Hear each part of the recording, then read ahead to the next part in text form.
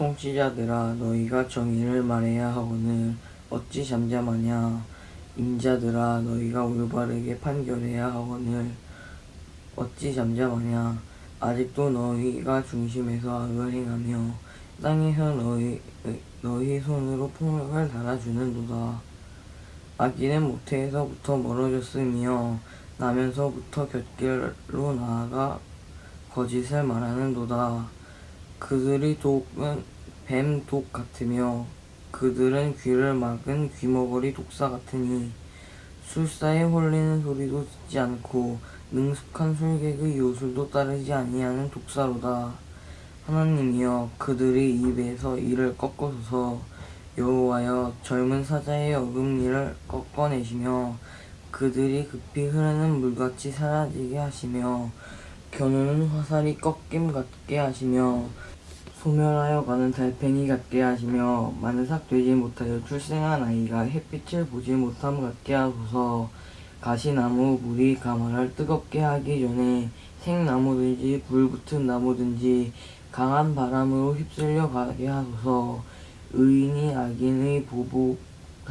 당함을 보고 기뻐하며 그의 발을 악인의 피에 씻으리로다.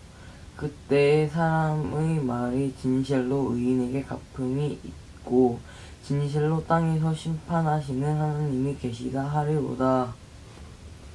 시편 58편 다윗의 믹담식 인도자를 따라 알다스헷에 맞춘 노래. 이 내용을 보면 그 통치자들에 대한 우선 이야기가 마치 요새 우리들이 이 국민들을 위해서 일하지 않는 국민의 편에 서야 하는 쪽의 정치인들에게, 그리고 그들이 서야 하는 이유는 국민들이 원래 개개인이 자기의 권리를 내세워야 하는 그 권리를 대신 위탁받아서 그 힘을 모아 가졌기 때문에 권력이라는 힘을 가진 그 사람들이 실제 그 권력을 사용해서 이익이 가게 해줘야 하는 국민들, 시민들에게 돌아가야 할 몫을 자기들이 챙기고 제대로 그것들이 흘러가는 그 올바른 흐름을 방해한 일들에 대해서, 그런 방해한 일들이 불법이다 이렇게 표현을 하자면 불법한 일들, 그리고 정의를 말해야 하거늘 어찌 잠잠하냐라고 하는 이러한 이야기가 올바르게 판단해야 하고 그러한 일들에 대해서도 어찌 잠잠하냐라고 말하는 게 마치 요새 정치하는 어떤 세력에 대해선 똑같은 세력인데도 불구하고 한쪽 편에선 그들이 옳다라고 말을 하고 또 어떤 반대편에 있는 사람들의 입장에서는 그들의 잘못된 면들을 일일이 이야기를 하면서 나타내고 있지만 과연 누가 옳은지, 틀리다고 말하는 사람들이 옳은 것인지 아니면은 맞다고 말하는 사람들이 옳은 것인지, 그것은 통치자들이 스스로가 정의를 말해야 하는데, 스스로 정의를 말한다고 하는 것은 스스로가 자기가 그 자리에 있어야 할 그 올바른 역할을 해야 한다라는 이야기가 되는 것이지, 꼭 사람을 통치하고 다스리고 이러는 일에 대해서 자기의 입을 이용해서 내 입에서 나오는 말로 누군가가 복종을 하게 만들기 위한 말이 아니다라는 거. 그런데도 불구하고 현대 세상에서는 그렇지 않다고 말하고 있으면서도 마치 약한 사람을 돕는 것처럼 이야기를 하는 그 말이 사실은 약한 사람을 도와주기보다는 오히려 약한 사람은 더 약하게 만들고 있는 자들은 더 많이 갖게 만드는 그런 목소리를 내고 있다. 이것이 옳은 이야기든 아니든 간에 옳다고 증명할 수 있는 능력자도 없을 것이고 또 틀리다라고 말할 수 있는 사람도 없다라고 봅니다. 그 이유는 누구든지 자기가 보는 관점에서 바라보기 때문에 이것이 맞다고 생각하는 사람은 맞다라고 같은 의견을 내줄 것이고, 지금 이렇게 이야기한 것에 대해서 틀리다라고 생각하고 있는 사람들은 그것 역시 틀리다라고 이야기하는 사람들의 그 의견에 맞추어서 같이 한 목소리를 내어주게 될 겁니다. 그 이유는 뭐냐면 바로 여기에 지금 58편 이 시편에서 이야기하고 있는 내용이 이 다른 부분들을 쭉 볼 때는 그 하나님이 그들의 입에서 이를 꺾으면서 여호와여 젊은 사자들의 어금니를 꺾어내시며 이렇게 이야기를 하는데, 이것은 어떠한 쪽에 대해서 잘못했기 때문에 젊은 사자들이 어떤 부류다라고 이야기한다라기보다는 하나님의 힘이 젊은 사자의 어금니조차도 입을 벌려서 꺾어버릴 수 있는 정도의 힘이 있으시다라고 하는 부분을 오히려 믿는 그 믿음을 나타낸 부분이라고 볼 수 있고, 그 다음에 이 10절에 보면 의인이 악인의 보복 당함을 보고 기뻐하며 그의 발을 악인의 피에 씻으리로다, 이렇게 써있는 이 말을 가만히 바라보자면 지금까지 우리 이 교회들에 대해서 이야기하고 있고, 교회에서 말하는 용서와 그리고 자기의 왼뺨을 때린 사람에게 반대편 뺨도 내주어서 매맞아라, 그리고 그를 갖다가 정죄하지 마라, 이런 식의 이야기를 하고 있는 교회의 입장에서 보면 참 이것은 틀린 이야기를 하고 있어요. 첫 번째는 의인이라고 하는 것은, 여기에서 말하는 의인은 하나님이 따를 때 하나님에서 이 의인을 이야기하는 똑같은 단어 의인이라고 하는 이 단어가 가리켰던 사람들이 롯, 그리고 또 욥이 친구들과 옳고 그름을 다루다가 이것에 대한 올바른 판단을 해 주십시오라고 했을 때 하나님이 보시기에 합한 인간 욥이다 이렇게 얘기했었을 때 그 욥을 가리킨 합하다고 하는 그 부분이 의인이다, 이러한 상황에서 이야기를 하고 있고, 그것을 이렇게 놓고 보게 되면은 결국은 악인이 보복당하는 것을 보고 기뻐하겠는가. 하지만 욥이라는 부분도 성경 내부에서도 친구들이 자기에게 공격을 퍼부을 때 그 공격을 받다 못해 친구에게 화를 내었고, 그리고 친구들 너희들이 그렇게 나를 하는 그 내용들이 옳지 않다라는 변론도 하면서 이야기를 하면서 언쟁을 나누었지만은, 그가 이 보복을 당하는 악인에 대해서, 그러니까 악인은 누구냐 하면 의인과 의견을 같이 하지 않는 사람을 우리들은 악인이라고 놓고 볼 수 있는 그런 상황인데, 그 악인이 보복을 당하는 것을 보고 기뻐한다,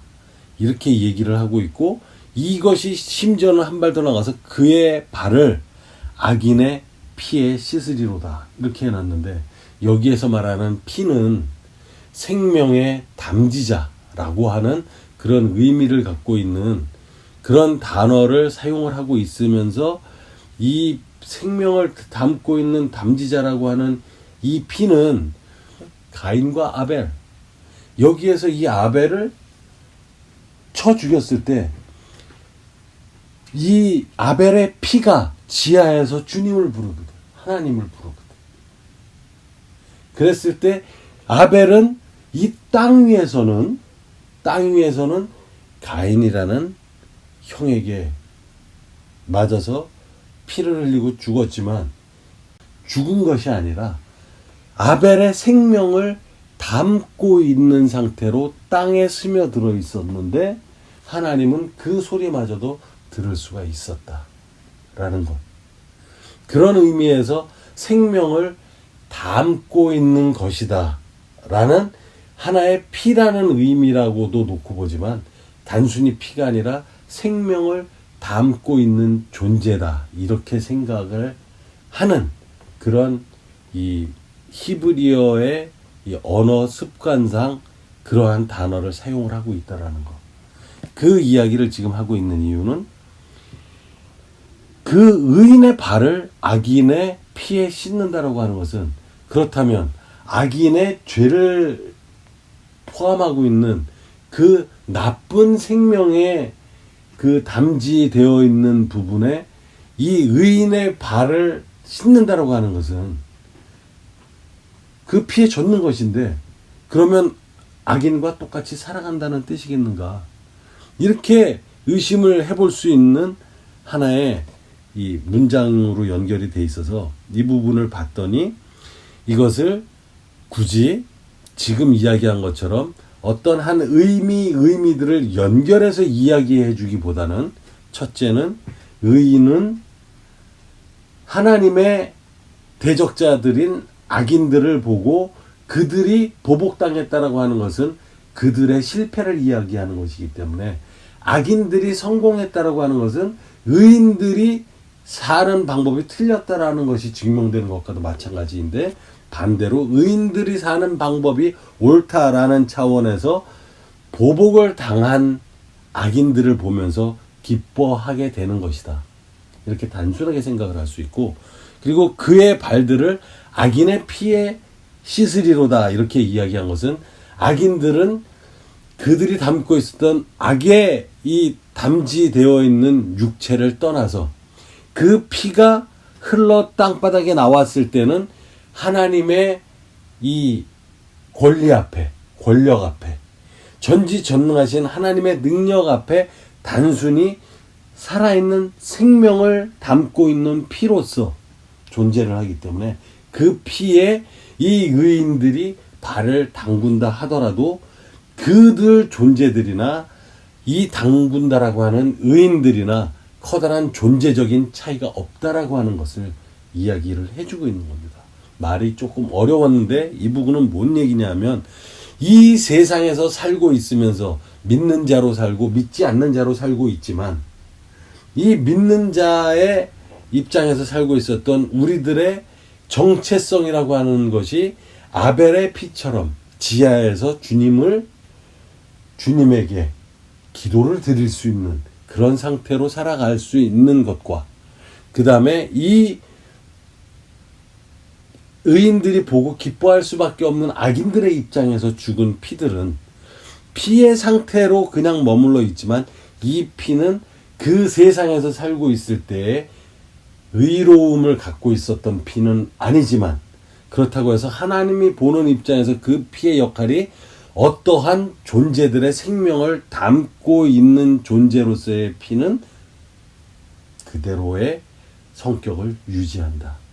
그렇기 때문에 이 피로서의 입장은 하나님의 것이다. 하나님의 통치 아래에 있는 것이기 때문에 그것은 결코 이 죄인이다라고 정죄되어져서 구분되어지는 것이 아니라,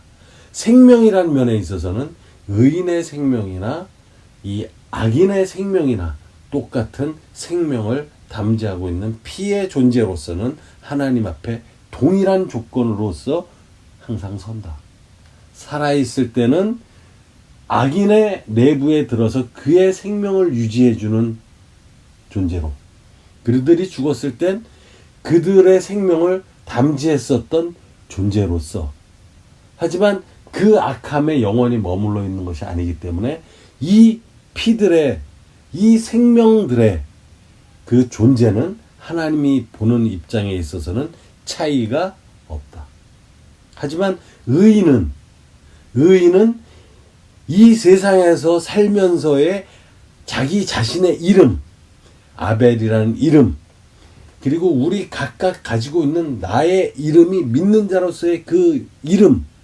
의인으로서의 그 이름으로서 살았던 그 사람의 존재는 단순히 피만 기억되는 것이 아니라 그 피가 담지하고 있었던 믿는 자 누구의 생명, 이렇게 하나님이 받아들이게 된다는 거. 그런데 그것 중에서 이제 가장 큰 우리에게 주신 축복이 바로 뭐냐면, 우리들의 피를 각각의 사람의 피로서, 이름의 피로서 기억하고 있는 것이 아니라, 기억하시는 것이 아니라, 이제는 어떤 피로서 우리를 기억해 주시겠다고 하냐면, 십자가에서 흘리신 예수 그리스도의 흘린 그 피로 우리 자신의 예수 그리스도를 믿었던 모든 사람들의 피를 그 예수 그리스도의 피로서 인식을 해 주시겠다. 그래서 우리의 이름을 아무개 1, 아무개 2 이렇게 기억해 주시는 게 아니라 예수 그리스도 안에 있는 하나의 생명을 담지했었던 자로서 잊어버리지 않고 기억해 주신다는 거. 하지만 이것에서 우리의 각각의 이름이 기억되는 날은 바로 언제이냐면 예수 그리스도께서 올라가신 그대로 내려오셔서 심판주로서 오시고 난 이후에 심판을 했을 때 그 이후부터는 예수 그리스도로서 여호와 앞에 엘로힘 앞에 하나님 앞에 우리들이 기억되고 살아있는 존재인 것처럼 기도드리고 살아가는 존재가 아니라 이제는 나의 각각의 이름을 가지고 하나님과 기도를 하며 대화를 나누면서 살아갈 수 있는 존재로 바뀌게 된다는 거. 그것들을 이야기를 해줄 수 있는 바로 하나의 단초로서 이 10절의 말씀이 있고 그 다음에 그때라는 것이 언제냐 11절에 보면 그때 사람의 말이 진실로 의인에게 갚음이 있고 진실로 땅에서 심판하시는 하나님이 계시다 하리로다. 이렇게 얘기가 돼요. 그럼 땅에서 심판하시는 하나님이 계시다 하는데 이 하나님이 누구신가? 그럼 우리 다 죽어야 되는데 죄인들. 예수 그리스도를 보내주셨기 때문에 바로 그 메시아 이 인자께서는 땅에서 심판하시는 하나님이라는 이야기를 하는 거예요. 인자기 때문에 사람인 놈자 이렇게 놈자자를 쓰고 인자 사람으로 되어진 자 그 하나님이신 예수 그리스도 성자 그리스도를 바로 땅에서 심판하시는 하나님이시고 그 하나님이 바로 뭘 하시냐면 의인의 발이 악인들의 피에 씻을 그 시기에 그때 사람의 말이 진실로 의인에게 갚음이 있고 진실로 땅에서 심판하는 하나님이 계시다 하리로다. 이 바로 의인에게서 갚음이 있다라고 하는 것은 보복당한 것에 대해서 기뻐하고 그것에 대한 갚음을 악인들의 피에 발을 씻는 의인들로서 표현을 해놨는데 단순히 이 부분이 아니라 이 부분은 진실로 의인에게 갚음이 있고 이 갚음이라고 하는 것이 바로 열매라는 의미, 프루츠라는 의미로서 쓰인 단어를 히브리어 단어를 사용을 했는데 그것을 놓고 보면 이 바로 생활에 있어서의 열매나 이런 것들은 하나님 앞에 의롭다함을 받을 수 있는 열매를 맺었던 것. 끝까지 포기하지 않고 살아가는 것. 하나님을 포기하지 않는 것. 예수 그리스도가 우리를 구원하셨다는 부분에 대해서